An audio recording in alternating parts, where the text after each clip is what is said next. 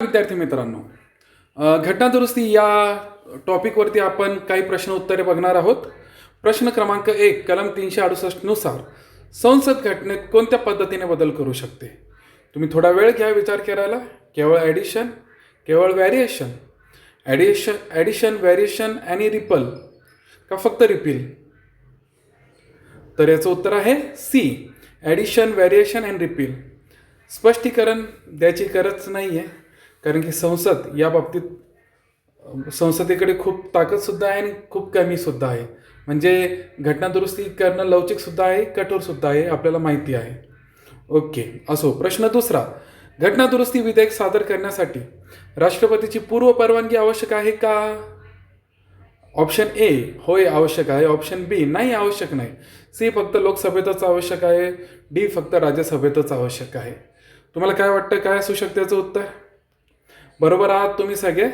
याचं उत्तर आहे नाही, आवश्यक नाही. लक्षात ठेवा, हा प्रश्न बऱ्याच वेळेस राज्यसेवेला विचारलेला आहे वेगवेगळ्या परीक्षांमध्ये.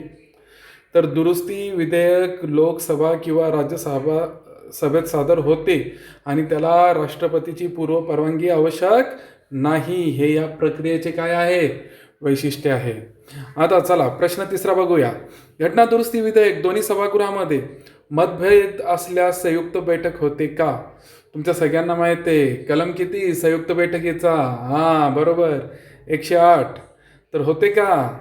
तर होय, नाही, फक्त राष्ट्रपतीच्या पूर्व परवानगीने. ती तर नसतेच याला.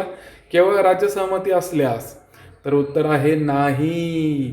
घटना दुरुस्तीमध्ये संयुक्त बैठकीची तरतूद नाही आहे. जर तसं काही झालं तर हे म्हणजे याला हे वेगळे आहे, सामान्य विधेयक सारखं नाही, ही दुरुस्ती विधेयक आहे. लक्षात घ्या. नंतर प्रश्न चौथा, घटना दुरुस्तीसाठी विशेष बहुमत म्हणजे काय?